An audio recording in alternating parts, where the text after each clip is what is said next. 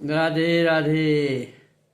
राधे राधे प्रभुजनों भक्तजनों सबका इधर आप सभी का अभिवादन करता हूँ। आज मैं आपके सामने पुनः श्रीमद् भागवत गीता यथाज्ञान सरिता प्रभात अध्याय 5 कर्मयोग योग क्रमांक 15 से के प्रसंग से प्रारंभ करता हूँ। आशा है आपको अच्छा लगेगा और प्लीज़ यदि अच्छा लगता है तब लोग शेयर कीजिएगा और सब्सक्राइब कीजिएगा, कमेंट कीजिएगा, सपोर्ट कीजिएगा ताकि आपको और भी नए नए प्रसंग सुनाता रहूं। तो राधे राधे। अब आप सब राधे राधे। नादत्ते कस्यचित् पापं न चैवं सुकृतं विवाह अज्ञानेनामृतं ज्ञानं तेन मुह्यन्ते जन्तवः। परमेश्वर न तो किसी के पापों को ग्रहण करता है। क्या? परमेश्वर किसी के पापों को ग्रहण नहीं करता है, न पुण्य को, किंतु सारे देहधारी जीव यश ज्ञान के कारण मोहग्रस्त रहते हैं जो उनके वास्तविक ज्ञान को आच्छादित किए रहते हैं। विभु का अर्थ है परमेश्वर की असीम ज्ञान, धन, बल, यश, सुंदर तथा त्याग से युक्त परिपूर्ण। वह सदैव आतृप्त और पाप पुण्य से अप्रचलित रहता है, न अलग रहता, विलग रहता है, समान रूप से रहता है। वह न पाप में लिप्त रहता है, पुण्य में लिप्त रहता है, विरागशील रहता है और किसी भी जीव के लिए विशिष्ट परिस्थिति उत्पन्न नहीं होता। जीव स्वयं परिस्थितियाँ उत्पन्न कर लेता है। अबुद्ध जीव ज्ञान से अतः जीव अज्ञान से मोहित होकर जीवन की ऐसी परिस्थिति की कामना करता है जिसके कारण कर्म तथा फल की श्रृंखला प्रारंभ हो जाती है। जीव परा प्रकृति के कारण ज्ञान से परिपूर्ण है तो वह अपनी सीमित शक्ति के कारण अज्ञान के वशीभूत हो जाता है और भगवान सर्वशक्तिमान है तो सर्वविदित है, किंतु जीव नहीं है। जीव नहीं है। भगवान भी अर्थात सर्वज्ञ हैं किंतु जीव अणु हैं। जीवात्मा में इच्छा करने की शक्ति तो है किंतु ऐसी इच्छा की पूर्ति सर्वशक्तिमान भगवान द्वारा ही की जाती है। जीव में इतनी सामर्थ्य नहीं है कि अपनी इच्छाओं की पूर्ति कर ले बिना भगवान के माध्यम से सहयोग से, किंतु ऐसी इच्छा की पूर्ति सर्वशक्तिमान भगवान द्वारा ही की जाती है। अतः जब जीव अपनी इच्छाओं से मोहग्रस्त हो जाता है तो भगवान उसे अपनी इच्छा पूर्ति करने देते हैं और सहयोग भी करते हैं, किंतु किसी परिस्थिति विशेष से इच्छित कर्मों तथा फलों के लिए उत्तरदायी नहीं होते हैं। ईश्वर किसी फल प्राप्ति कर्म के उत्तरदायी नहीं होते, ये सब जीव ही उत्तरदायी होता है।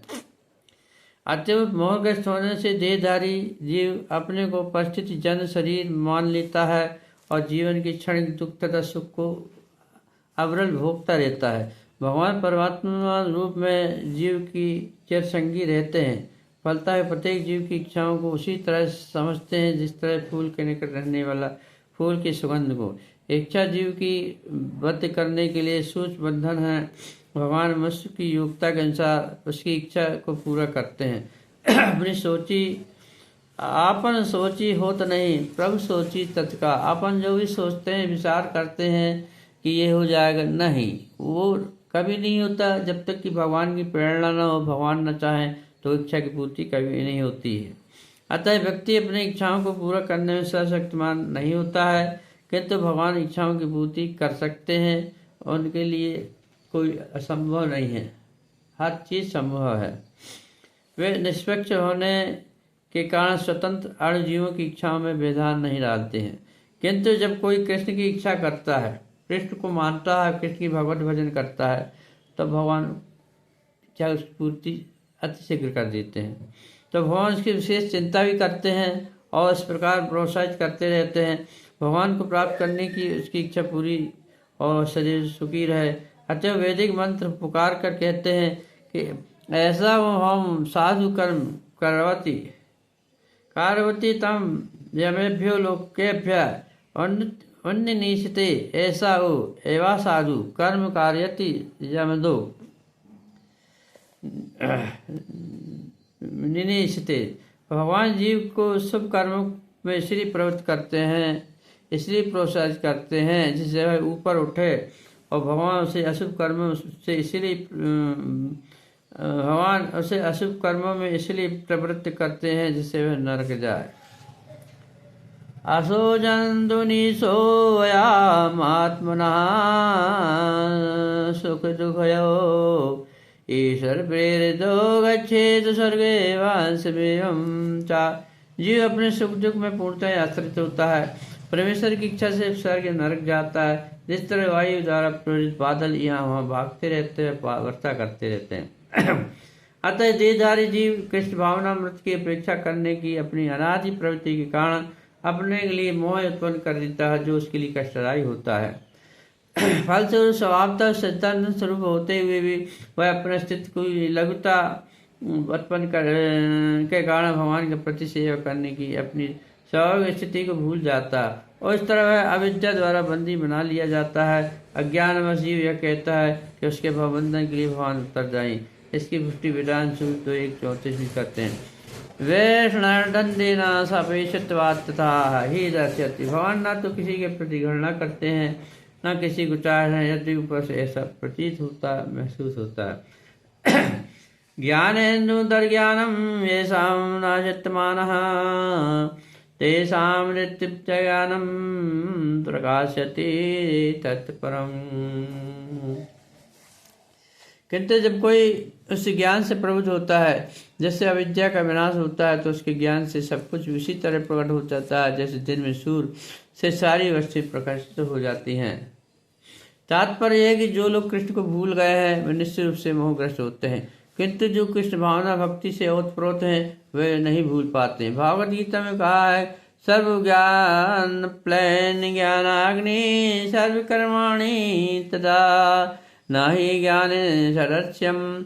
ज्ञान सदैव सम्माननीय होता है, पूजनीय होता है, और वह ज्ञान क्या श्री कृष्ण के प्रति आत्मसमर्पण करने पर ही पूर्ण ज्ञान की प्राप्ति होती है। जैसा कि गीता में 7:19 में कहा गया है, वहनम जन्मनान्ते ज्ञानवान मां प्रबद्धते। अनेक जन्म बीत जाने पर भी पूर्ण ज्ञान प्राप्त करके मनुष्य की शरण में जाता है, अथवा जब उसे कृष्ण भावना मृत प्राप्त होता है तो उससे सब कुछ प्रकट होने लगता है। जिस प्रकार सूर्य होने पर सारी वस्तुएं दिखने लगती हैं, प्रकट होने लगती हैं। जीव नाना प्रकार से मोहग्रस्त होता रहता है, और जब वह अपने को ईश्वर मानने लगता है तो अविद्या के पास में जा गिरता है। यदि जीव ईश्वर है तो वह अविद्या से कैसे मोहग्रस्त हो सकता है? क्या ईश्वर अविद्या से मोहग्रस्त होता है? यदि ऐसा हो सकता तो फिर अविद्या या शैतान ईश्वर से बड़ा होता। वास्तविक ज्ञान उसी से प्राप्त होता है जो पूर्णतः कृष्ण भावना भावित है। अतः ऐसी ही प्रामाणिक गुरु की खोज करनी होती है, जो उसी से सीखना होता है। कृष्ण भावना मत क्या है? क्योंकि कृष्ण भावना मृत से सारी अविद्या उसी प्रकार दूर हो जाती है जिस प्रकार सूर्य से अंधकार दूर होता है। भले ही किसी व्यक्ति को इसका पूरा ज्ञान हो कि वह शरीर नहीं अपुरुष से परे, तो भी हो सकता है कि आत्मा तथा परमात्मा में अंतर ना कर पाए। किंतु यदि पूर्ण प्रमाणिक कृष्ण भावना भावित गुरु की शरण ग्रहण करता है तो वह सब कुछ जान जाता है, और ईश्वर श्री के प्रतिनिधि से भेंट होने पर ही ईश्वर तथा ईश्वर के साथ अपने संबंध को सही जाना जा सकता है। ईश्वर का प्रतिनिधि कभी भी अपने आप को ईश्वर नहीं कहता है, यद्यपि उसका सम्मान ईश्वर की भांति किया जाता है, ईश्वर की समान किया जाता है, ईश्वर की ही तुल्य माना जाता है, क्योंकि उसे ईश्वर का ज्ञान होता है। मनुष्य को ईश्वर जीव के अंतर को समझना चाहिए। अतएव भगवान कृष्ण ने 2 अध्याय में यह कहा है कि प्रत्येक जीव व्यष्टि है और भगवान भी व्यष्टि है। वे सब भूतकाल में व्यष्टि थे, प्रति भी व्यष्टि है, और भविष्य में मुक्त होने पर भी व्यष्टि नहीं रहेंगे।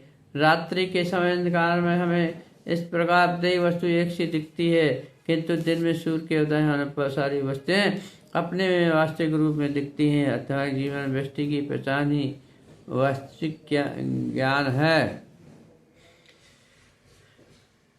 तद्बुद्ध्यस्थितात्मानस्तिष्ठात् प्रायणः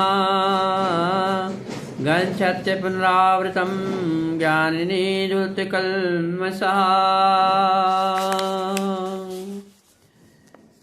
जब मनुष्य की बुद्धि, मन, विद्या, श्रद्धा तथा शरण सब कुछ भगवान में स्थिर हो जाते हैं, तब वह पूर्ण ज्ञान द्वारा समस्त कलमश से शुद्ध होता है और मुक्ति के पथ पर अग्रसर होता है, चल देता है। तात्पर्य है कि परम दिव्य सत्य भगवान कृष्ण ही है। सारी गीता इसी की घोषणा पर केंद्रित है और गीता घोषणा भी करती है। कृष्ण भगवान श्री कृष्ण श्री भगवान है, यही समस्त वेदों के का भी मत है। परम तत्व का अर्थ परम सत्य है, जो भगवान को ब्रह्म, परमात्मा तथा भगवान के रूप में जानने वालों द्वारा समझा जाता है।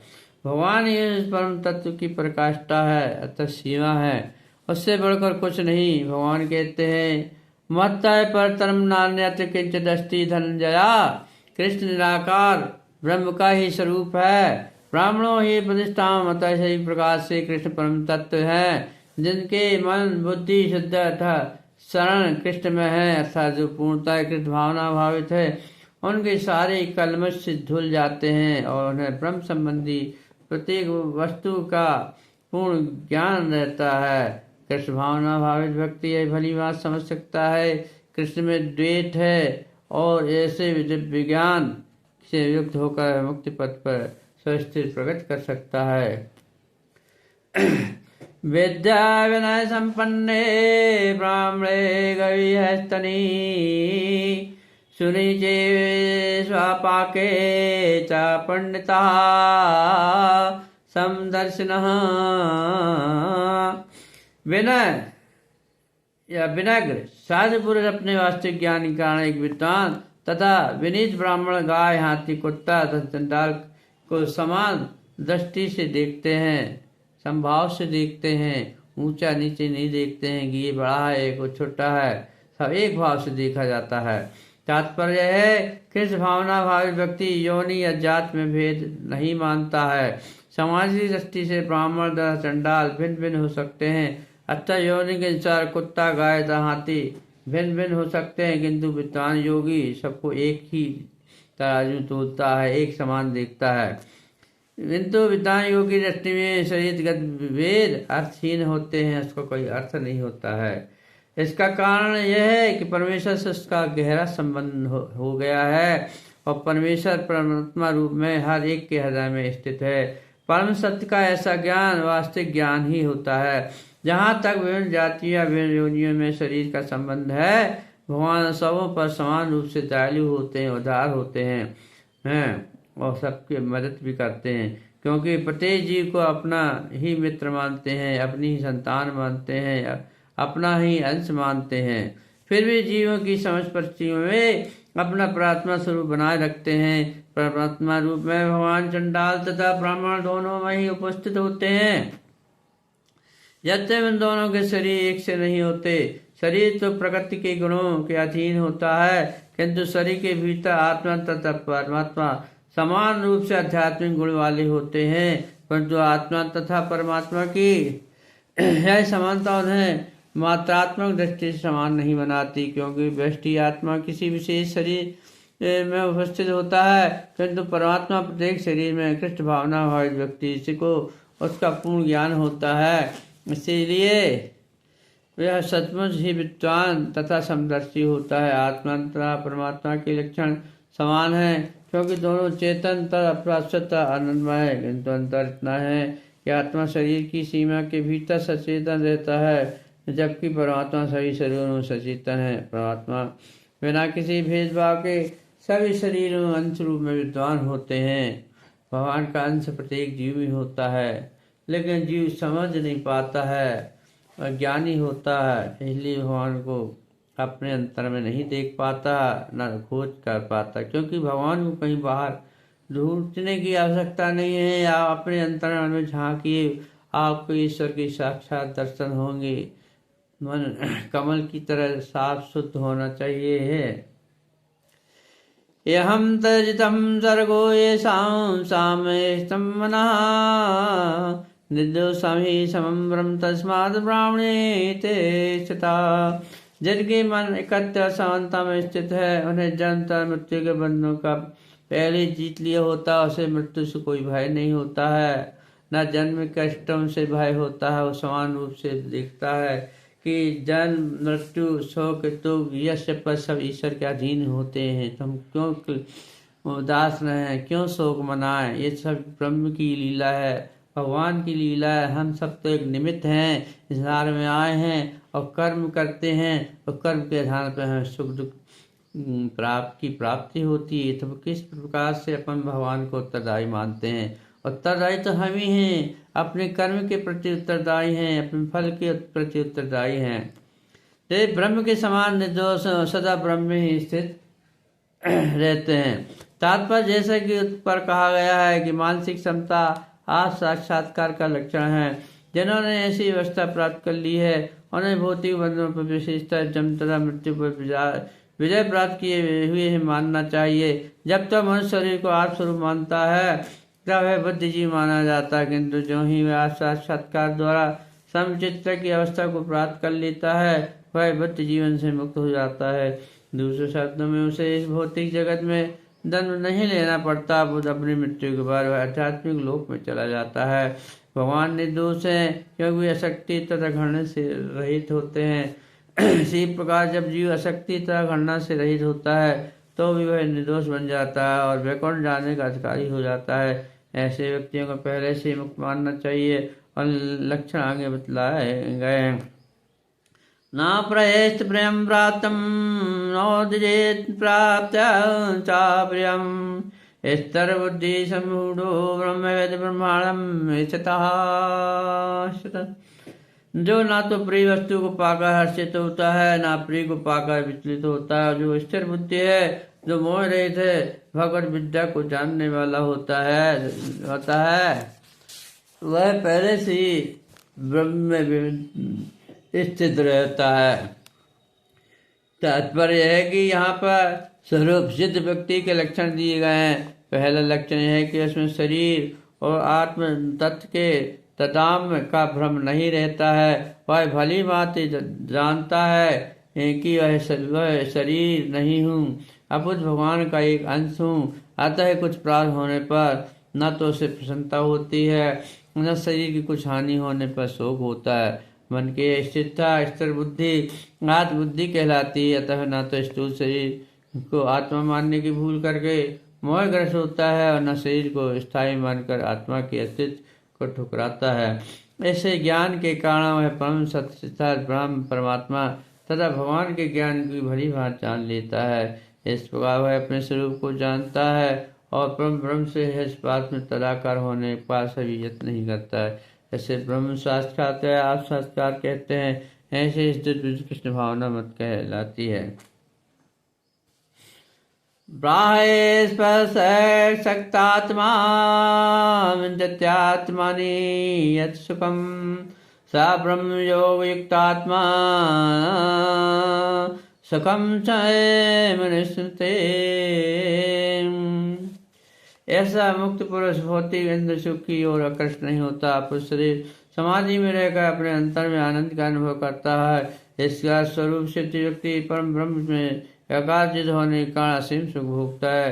कृष्ण भाव मत के महान भक्त यमचार्य ने कहा, यद भदिमं चेत् कृष्ण पदार विंदे न वन जगामन्य दत्तम यंतमाजितम तद्वदीवत नारी संगमे स्पर्श्यमाने भवति मुख विकारा सृष्ट निष्ठिवनम चा। जब से मैं कृष्ण की दिव्य प्रेम भक्ति में लगकर उनके में नित्य नवीन आनंद का अनुभव करने लगा हूँ, तब से जब मैं भी काम सुख के बारे में सोचता हूँ तो इस विचार पर ही मैं चूकता हूँ और मेरे और अरुचि से सिमट जाते हैं। ब्रह्मयोगी अथवा कृष्ण भावना भावित व्यक्ति भगवान की प्रेम शक्ति में इतना अधिक लीन होता है कि इंद्र सुख में उसकी तनिक भी रुचि नहीं रह जाती। भौतिकता दृष्टि में काम सुख ही सर्वपुरी आनंद है, सारा संसार उसी के वशीभूत है और भौतिकवादी लोग तो इस प्रोत्साहन के बिना कोई कार्य ही नहीं कर सकते हैं। किंतु कृष्ण भावना मत में लीन व्यक्ति काम सुख के बिना ही उत्साह पूर्वक अपना कार्य करता रहता है। यही आप साक्षात्कार की कसौटी है। आप साक्षात्कार तथा काम सुख कभी साथ साथ नहीं चलते हैं। कृष्ण भावना भावित व्यक्ति जीवन मुक्त होने के कारण किसी प्रकार के इंद्र सुख द्वारा आकर्षित नहीं होते हैं। ये सस्पृशा भोगा दुखियों ने हमें बिता आदंतवंत है कौनते न ते श्रमते। वर्तमान में दुख के कारणों में से भाग नहीं लेता, जो कि होते इंद्रियों के संसर्ग में उसे उत्पन्न होते हैं। कुंती पुत्र ऐसे भोग का आदिता अंत होता है, अतः चतुर व्यक्ति इससे आनंद नहीं लेता है। तात्पर्य है कि भौतिक इंद्रिय सुख इंद्रियों के स्पर्श से उद्भुत है तो नाशवान है, क्योंकि शरीर स्वयं नाशवान है। मुक्त आत्मा किसी नाशवान वस्तु में रुचि नहीं रखता। दिव्य आनंद के सुखों से भली भांति अवगत वह भला मिथ्या सुख के लिए क्यों समेत होगा। पुराण में कहा गया, रमन्ते ये अनन्ते सत्यानंद चिदात्मनीति राम पदे नासो परम ब्रह्मा विनीते। योगी जन परम सत्य में रमण करते हुए अनंत सुख वे सुख प्राप्त करते हैं, इसलिए परम सत्य को भी राम कहा जाता है। वह कहा है, नायम देव देवाजाम नतलोके अष्टानम कर्मान हते विदुजाम ये तपो दिव्यम पुत्रकायेन सत्यं सज्जे स्यादर्मं शोक्यं तदन्तम्। हे पुत्रो, इस मनुष्य योनि में इंद्रिय सुख के लिए अधिक श्रम करना व्यर्थ है। ऐसा सुख तो शूकरों को भी प्राप्त है। इसकी अपेक्षा तुम्हें जीवन में तप करना चाहिए, जिससे तुम्हारा जीवन पवित्र हो जाए और तुम असीम दिव्य सुख प्राप्त कर सो। अतः जो यथार्थ योगी या दिव्य ज्ञानी है, इंद्रिय सुख की ओर कष्ट नहीं होते, क्योंकि वे निरंतर भाव रोग के कारण हैं। जो भौतिक सुख के प्रति इतना ही आसक्त होता है, उसे इतने अधिक भौतिक सुख दें। राधे राधे रमण हरि गोपाल। आज यही भगवत गीता का प्रसंग का सारे रोकते हैं, विश्राम करते हैं। कल पुनः श्लोक क्रमांक 23 के आगे के प्रसंग का सुनाया जाएगा भावार्थ सही। तो राधे राधे। कुछ हम अपने ईश्वर को, अपने प्रभु को याद कर लें, जिस दिन सर में उनको भेजा है अच्छे कर्म करने के लिए, सात्विक कर्म करने के लिए, तो उनके उपस्थित भी अनिवार्य है, उनको याद करना भी अनिवार्य है, क्योंकि उन्हीं की शक्ति से हम जो भी बोल रहे हैं, बता रहे हैं, उन्हीं का प्रताप है। हमारा तो कुछ भी नहीं है। जो भी हम आपको बता रहे हैं वह उन्हीं का माध्यम है, हम तो कुछ भी नहीं है। तो प्रभु को हम याद कर लें, क्योंकि प्रभु की याद के बिना मेरा मन संसार में नहीं लगता है। तो राधे रमणि हरे पालू हरे हरे, राधे रमणि हरे पालू हरे हरे, हरे हरे हरे हरे कृष्ण मुरारी हरे हरे, हरे हरे हरे हरे कृष्ण मुरारी हरे हरे, कृष्ण मुरारी हरे हरे राधे मुरारी हरे हरे, कृष्ण मुरारी हरे हरे राधे मुरारी हरे हरे, राधे मुरारी हरे हरे गोविंद मुरारी हरे हरे, राधे मुरारी हरे हरे कृष्ण मुरारी हरे हरे, हरे हरे हरे हरे, राधे मुरारी हरे हरे कृष्ण मुरारी हरे हरे, कृष्ण मुरारी हरे हरे राधे मुरारी हरे हरे, कृष्ण मुरारी हरे हरे राधे मुरारी हरे हरे, कृष्ण मुरारी हरे हरे राधे मुरारी हरे हरे, हरे हरे वही हरे हरे कृष्ण मुरारी हरे हरे, राधे मुरारी हरे हरे कृष्ण मुरारी हरे हरे, हरे हरे वही हरे हरे कृष्ण मुरारी हरे हरे, राधे मुरारी हरे हरे राधे मुरारी हरे हरे कृष्ण मुरारी हरे हरे, हरे हरे हरे हरे कृष्ण मुरारी हरे हरे।